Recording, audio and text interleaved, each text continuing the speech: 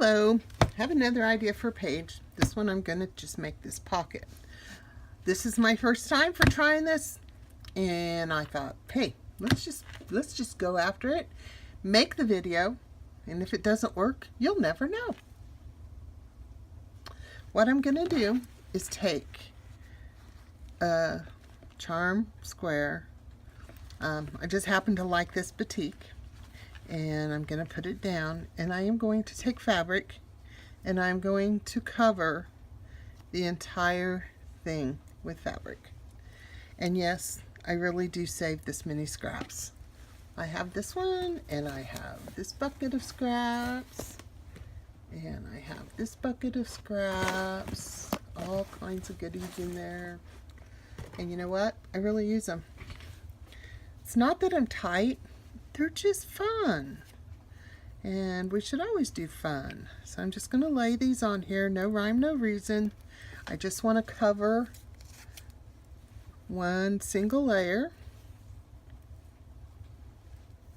I have a few snips of lace and trims in here too.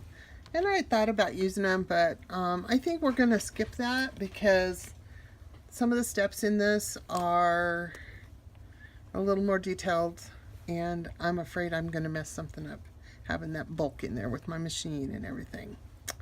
So I have this covered, and of course you got to have your scissors handy because that one's way too big. And we're going to put some more down.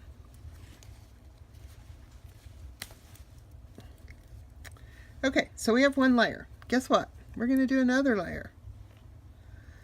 And again, I am just putting these down.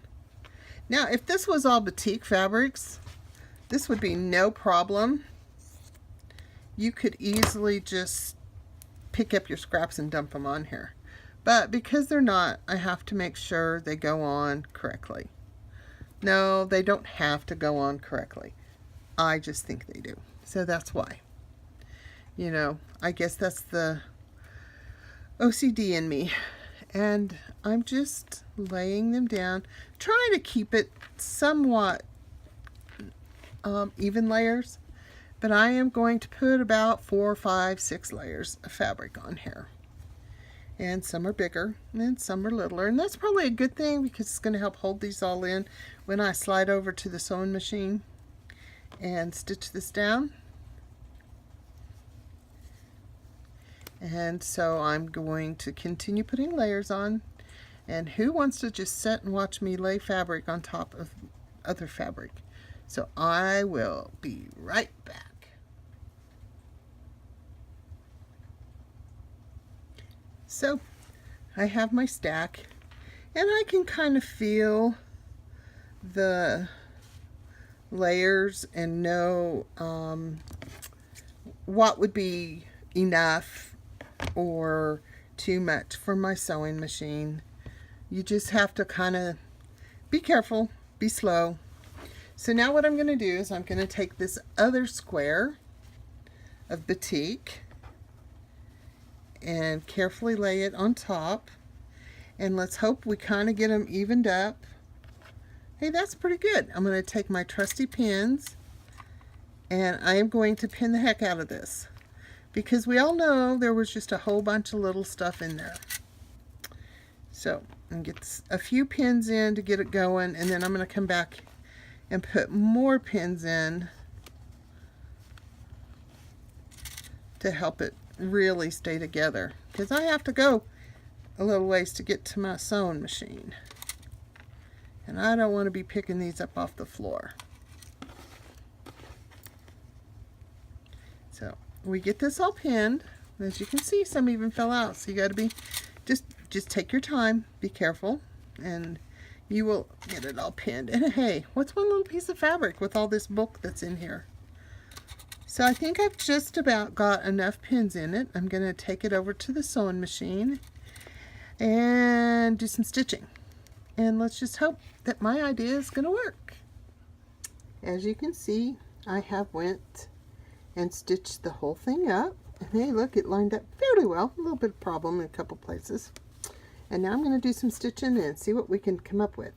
So I have this, and I thought maybe I'd try seeing if I could get a few pictures of some stitches.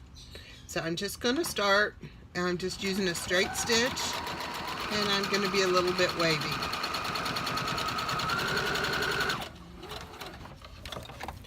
And I'm going to just continue on down all the way.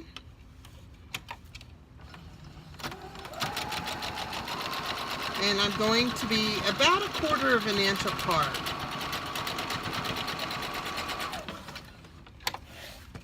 Now, because of the bulk, I'm going to come in here and I'm going to do another row right in the middle, so I don't move all my bulk to one side or the other. And probably come down here now and do another row. And I'm just making the lines just a little bit swirly, wavy, not swirly, wavy. And I say about 1/4 of an inch, give or take. So I'll continue sewing this, and I will come back and let you see how it turned out. Okay, we are all stitched up. I had a few lines where my stitches skipped because I was almost out of bobbin. So I went over and stitched them twice. It's not really a big deal. So now we're going to do something weird and hope it works, but we're going to do it together and see if it works. I'm going to start right down here with my seam ripper, and I am going to get me a little hole started. Now, I was hoping to do the seam ripper all by itself, but it has, oh, well, there we go. Now I'm just doing the top layer here. And you can see some of that in there, but I intend to dig a little deeper and go through more layers of fabric, not going through the back.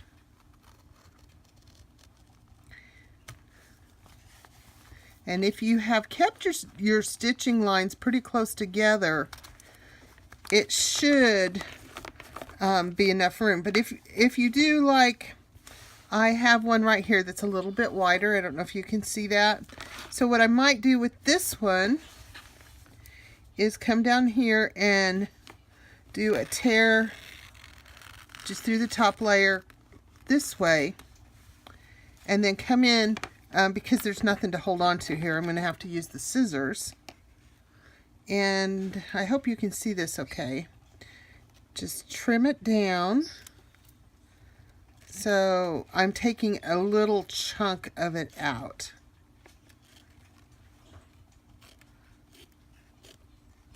And as you can tell, I'm not cutting very straight. And that's okay, because what this is going to turn out to be is going to kind of like chenille. It's going to be fuzzy, and that's, so we have just the top layer cut. And now I'm just going to kind of go through with my seam ripper. And because everything is different sizes, the seam ripper might and might not work. So I'm going to use my scissors, and you just want to use a really sharp, small point scissors. And just cut some of those layers. And there'll be some snippets that fall out because of all the different sizes. And there'll be some places like this that are stuck because we haven't got down to that the rest of that layer to cut it. Okay, so that's pretty good. There might be a few layers extra we could cut there, but we're going to leave that one, and you'll see lots of little loose edges coming up. And I'm just going to do this to the rest of it. And some of them I'm being able to get through more than one layer, and some I am not. And that's okay. You just don't want to go through this layer on the back. And so you might want to, you know, reach in there and feel it out once in a while, and make sure that you're not going all the way through, because you can feel it. And even though I went around the edges and stitched the edges, I am still ripping right through it. So those two are pretty cool, but there is a row in between them, so we're going to go ahead and get to that one real quick.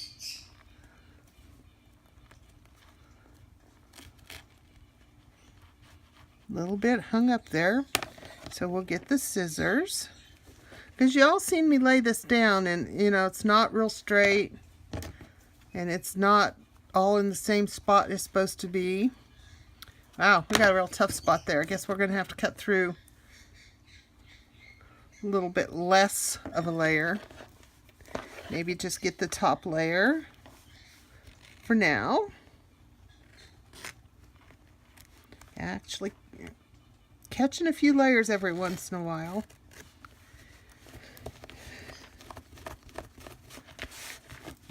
See how cool that's looking?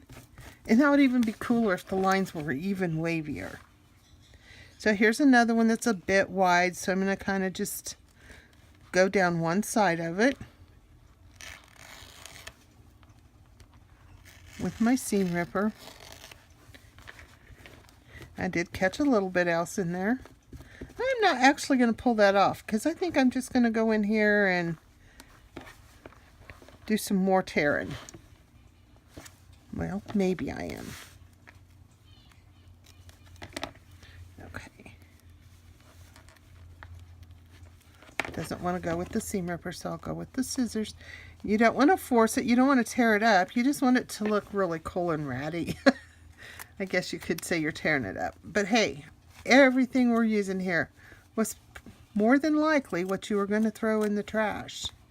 And if you're not like me, well, I guess I should say if you're not like me and save all my little scraps, you could easily take a little bit bigger scraps and lay them in a nice little pile on your cutting mat and get your rotary cutter and just go boom, boom, boom, boom, boom and get all the little pieces you want.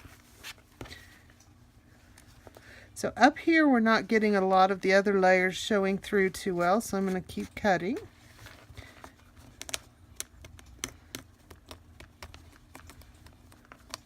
And I'll keep picking at it. And you could also go get you a wire brush, which I have, but it's not within reach, of course. And brush this and get this all rugged looking. So I think I'm going to finish cutting this and I'll show you what it looks like and what we're going to use it for in our journal. Okay, so I had originally planned on using one of my pieces of fabric that I had done all the wild stitching on and piecing that we had done earlier. I just didn't like this pocket on here. So I have been making felt, and this was a piece of felt that I had made. So I just cut it. It's not exactly the right size, but hey, a journal with off sizes of pages is really cool to me. So I kept it real simple. I used this as a pocket. I had this stamp just sitting here, and it was close, so I just stamped it on a little piece of fabric, sewed it on, and it's a very, very simple page. Your complexity comes here. And so you stick whatever you want in there. You got this nice little pocket page, and then you can decorate the other side just however you want with your little layers of paper and fabric. A lot of times I have been putting paper on the back of my pages. But this one, the back side of the felt is pretty. So this one is just going to have to be a little bit thinner piece of fabric in my book. And I'm just going to have to be a little more careful with it because I didn't really want to cover this up with a piece of paper. Whether or not I add more to it, I don't know. That's, I mean, you know, it's kind of whatever you please. You can put this pocket on any type of material. It wouldn't look horrible on here. I just didn't like it. As you can see, I cut all my slices and I have brushed and pulled and tugged, trying to get all the different colors. And don't be afraid to get in there because I know there's still a lot of layers that's not cut in here. But I wanted to get this on here. You know, patience is, you know, not one of my things, and so I just have worked it, and you know, you may even want to get it wet so you can kind of see right there where I haven't completely went through a layer. So I'm just gonna go like this and see if I can't get some more, and then just, you know, that lets all those luscious colors show through. I'm going to try this again, and I think this time I might actually do a little wider than 1/4 of an inch. I thought maybe it looked better tight, but there's not a lot of color difference, and I like color.